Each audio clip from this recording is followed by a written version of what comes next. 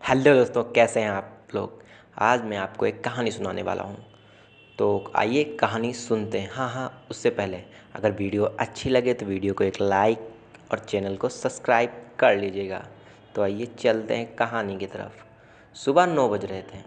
राजीव चौक के metro station में उस भीड़ भाड़ भरे माहौल में सीढ़ियों के किनारे राहुल अपना सिर नीचे किए हुए बड़ा उदास होकर अपने एक मित्र का इंतज़ार कर रहा था। उसी समय सुनील आता है और राहुल के कंधे में हाथ मारता हुआ पूछता है, अरे यार राहुल, तूने तो हद ही कर दी। तेरी शादी को भी एक सप्ताह भी नहीं हुआ है और तू फिर भी जॉब ऑफिस में जा रहा है। यार पत्नी के साथ छुट्टियां मना, कहीं घूमने जा, भाभी को भी दिल्ली या देहरादून दिखा, घुमा फिर मौज कर। सुनील बोला जा रहा था लेकिन राहुल था कि अपना सिर तक नहीं उठा रहा था। यह देखकर सुनील ने गंभीर होकर पूछा, यार सब कुछ ठीक तो है ना? तू ऐसा उदास क्यों दिख रहा है? राहुल तब भी चुप था। यह देखकर सुनील ने कहा, तबीयत तो ठीक है ना? और भाभी यार तू बोलता क्यों नहीं है? घर में सब ठीक तो है ना? राहुल ने गहरी सांस भरी और बुदबुदाते हुए बोला, यार बहुत बड़ी गलती हो गई है। अनीता अनीता जो उसकी बीवी थी उसके बारे में बताता है। अनीता मेरे जैसे नहीं है, वो मॉडर्न नहीं है, गांव की लड़की है, अच्छी अंग्रेजी नहीं जानती है, उसका रहन सहन, उसका स्वभाव, यार हमेशा बाइबल पढ़ती रहती है और हमेशा प्रार्थना, प्रभु प्रभु कहना। यार ये भी कोई ज़िंदगी है यार? 3 दिन में ही परेशान हो गया हूँ, गले की हड्डी हो गई है वो मेरी तो जैसे ज़िंदगी ही बर्बाद हो गई है। सुनील ने कहा, अरे तू भी तो क्रिश्चियन है ना? हाँ हूँ तो सही, लेकिन हम लोग बड़े दिन में और ईस्टर आदि में ही चर्च जाते हैं, ऐसा उसने कहा। यार हर समय बाइबल की बातें और यह सब कुछ दिखावा मुझे बिल्कुल अच्छा नहीं लगता है जैसे मैं अपने घर में नहीं किसी चर्च में रह रहा हूँ। सुनील ने दिलासा दिलाते हुए कहा, सब कुछ ठीक हो जाएगा यार, कुछ समय दे भाभी को, नई नई है, दिल्ली में सब कुछ सीख जाएगी। राहुल ने बात काटते हुए कहा, चल अच्छा ऑफिस चलते हैं, देर हो रही है।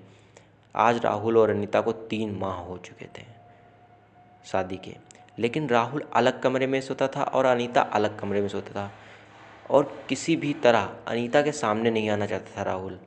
घर से बाहर जाते समय माँ से चिल्लाकर राहुल कहता था, माँ मुझे देर हो जाएगी, वापस आने में आप लोग खाना खाकर सो जाना, मुझे एक ज़रूरी मीटिंग है। जैसे राहुल का तो उसका रोज़ का बहाना हो गया था। अनीता जब भी पानी या चाय देती तो राहुल उसे ऐसे सलीके से गिलास या कप को पकड़ता कहीं उसकी उंगलियां उससे टच ना हो जाएं। अनीता हर वो प्रयास करती कि कैसे वो राहुल को खुश रखे, माँ का ध्यान रखती, सुबह से शाम तक घर को सजाने संवारने में लगी रहती, यूट्यूब से देखकर बढ़िया से बढ़िया खाना बनाने की कोशिश करती। और आज शाम राहुल गाजर का हलवा खाते हुए ज़ोर ज़ोर से अपने ऑफिस के किसी व्यक्ति से बात कर रहा था। माँ ने ऊंची आवाज़ में कहा, अरे घर में तो कम से कम शांति से खाया करो, हाफिज़ को घर में मत लाया करो, गाजर का हलवा ठंडा हो जाएगा। तभी माँ को चुप कराने के लिए राहुल उनको मस्का लगाता है, कहता है, माँ बहुत बढ़िया हलवा बनाया है आपने।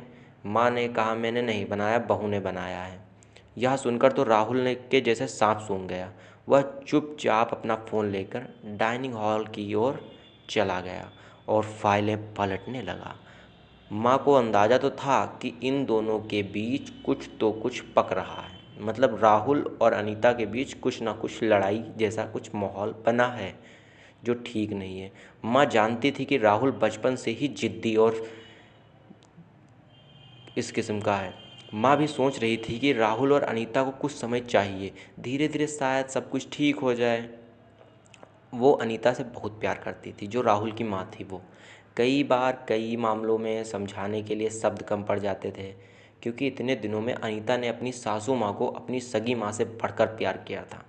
क्योंकि अनीता ने अपनी माँ को बचपन में ही खो दिया था। पिता ने ही माँ और बाप दोनों का प्यार दिया था और उसे शादी के समय बोल गए थे पिताजी। वो शब्द भी अच्छे से याद थे उसे, जो उन्होंने आंसू बहाते हुए विदाई के समय कहे थे, बिटिया अब से ससुराल ही तेरा घर है और सास ससुर ही तेरे माता पिता हैं, ऐसे उसके पिताजी ने कहा था उससे विदाई के समय। अनीता अपना कर्तव्य निभाने में कोई कसर नहीं छोड़ रही थी, लेकिन राहुल का यह स्वभाव उसे हर पल कांटे के जैसे चुभ रहा था। वो अपने घर में ही ऐसा महसूस कर रही थी जैसे वो राहुल के लिए बोझ बन गई हो। अनीता ने ठान लिया कि अब वो ज़्यादा चुप नहीं रहेगी। वो इस विषय में राहुल से खुल के बात करेगी कि क्या कमी है मुझ में, क्या वो एक ऐसे गुनाह की सज़ा सह रही है जो उसने कभी किया ही नहीं। वो ऐसा सोच ही रही थी कि राहुल ने चिल्लाया, माँ, ऑफिस का टिफ़िन लगा दिया है क्या? अनीता ने टिफ़िन उठाकर राहुल की ओर बढ़ाते दिया, लेकिन जैसे ही राहुल ने टिफ़िन का हैंडल पकड़ा, अनीता ने दूसरा हिस्सा नहीं छोड़ा और बोली, मैं आपसे कुछ बात करना चाहती हूँ।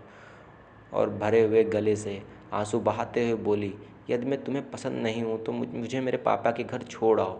राहुल कुछ बोल नहीं पाया, बस धीरे से बोला, ओके, देखता हूँ।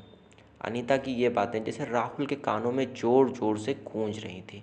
पूरा दिन राहुल अपने काम करने में मन नहीं लगा सका। वो सोच रहा था, क्या हो रहा है मेरे जीवन में, किसकी गलती है, क्यों है यह सब कुछ हो रहा है। अनीता सुंदर तो है, पढ़ी लिखी भी है, लेकिन आखिर क्यों ऐसा हो रहा है? जो भी हो, अंदर से कहीं लग रहा है दिल में। चलो अच्छा, बला टली, ये राहुल सोच रहा था। वो अपने घर चली जाएगी, कुछ दिनों में तलाक आदि के पेपर तैयार करवा लूँगा, वो भी किसी और से शादी कर सकती है और मैं भी आज़ाद हो जाऊँगा। ये सब राहुल सोच रहा था। वो इस उद्भेड़न में पूरा दिन कुछ काम ना कर सका और टिफ़िन भी खाना भूल गया। वो जैसे ही घर पहुंचा तो क्या देखा, माँ बिस्तर में पड़ी हुई। उसे बहुत तेज़ बुखार था। अनीता ने कहा, सुनिए, माँ को जल्दी से किसी अच्छे डॉक्टर के पास ले चलिए। मैं सुबह से कह रही हूँ, चलो किसी ऑटो में किसी डॉक्टर के पास चलते हैं, तो माँ ने मना कर दिया। माँ कह रही थी कि मेरा बेटे को आने दो, तभी मैं हॉस्पिटल जाऊँगी और दवा खाकर ठीक हो जाऊँगी, मुझे बुखार ज़्यादा नहीं है। राहुल ने माँ के माथे पर हाथ लगाकर देखा तो कहा, अरे माँ, बुखार से आपका शरीर तप रहा है। तुरंत ओला से टैक्सी मंगवाकर वो माँ को लेकर अस्पताल पहुँचा।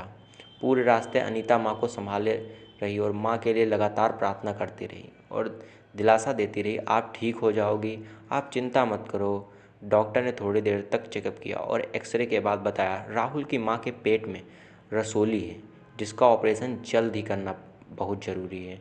राहुल के पूछने पर डॉक्टर ने बताया, 5 लाख की ज़रूरत पड़ेगी और उसके पास केवल एक दिन का समय, मतलब 24 घंटे का समय है। पैसे का इंतज़ाम करने के लिए उसके पास 24 ही घंटे थे। यह सुनकर राहुल के डर के मारे हाथ पैर कांपने लगे। वो सोचने लगा, अभी शादी के समय ही तो कर्ज लिया था, दोस्तों को पार्टी देने में उसकी सारी जमा पूंजी भी चली गई थी।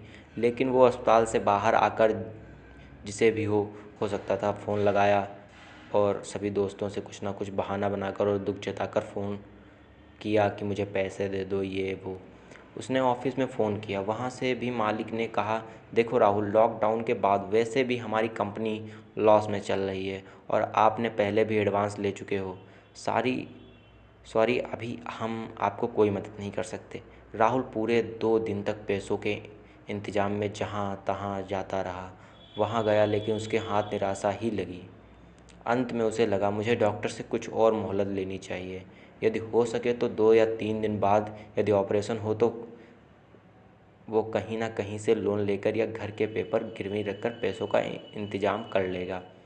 थका हुआ वो अस्पताल पहुंचा और सीधे डॉक्टर के केबिन में जाकर डॉक्टर के पैरों को पकड़ते हुए बोला, सर, मुझे 2-3 दिन का और वक्त दीजिए, मैं आपका सारा पैसा दे दूंगा और ऑपरेशन के भी पैसे भर दूंगा। आप बस मेरी माँ की जान बचा लीजिए, मैं आपका यह एहसान ज़िंदगी भर नहीं भूलूंगा। राहुल रो रहा था। डॉक्टर ने कहा, अरे तुम क्यों परेशान हो रहे हो, तुम्हें तो खुश होना चाहिए, ऊपर वाले ने तुम्हें इतनी अच्छी पत्नी दी है, उसने पूरा पैसा चुका दिए है।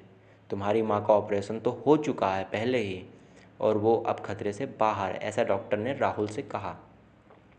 वो अब बातें भी कर सकती है, आज छुट्टी हो जाएगी, आप अपनी माँ को घर ले जा सकते हैं। राहुल को सुनकर यकीन नहीं हुआ। वह दौड़ा और लेडीज़ वार्ड में माँ के पास पहुंचा तो देखा बिस्तर के पीछे टिकी हुई बैठी हैं और अनीता उनके पैरों को हल्के हल्के से दबा रही हैं। राहुल को आज अपना कद अनीता के सामने बहुत छोटा लग रहा था। वो भी माँ के पैरों के पास जाकर बोला, माँ कैसी हो? तभी नर्स ने कहा, इन्हें थैंक यू बोलो, ये आपकी पत्नी हैं। क्या? इन्होंने रात दिन सेवा की और पूरी रात जीसस से प्रार्थना की है इनके जीवन के लिए। राहुल अनीता से नज़रें नहीं मिला पा रहा था, फिर भी नीचे देखते हुए बोला, अनीता, कहाँ से इंतजाम हुआ इतने पैसों का, हकलाते हुए बोला। अनीता ने कहा, मेरे पास कुछ पैसे जमा थे जो मैंने गांव के बच्चों को ट्यूशन पढ़ाकर कमाए थे, और कुछ जेवर थे जिनको मैंने बेच दिया। माँ ने धीरे धीरे आंखें खोलकर बुदबुदाते हुए बोली, बेटा ये मेरी बेटी से बढ़कर है।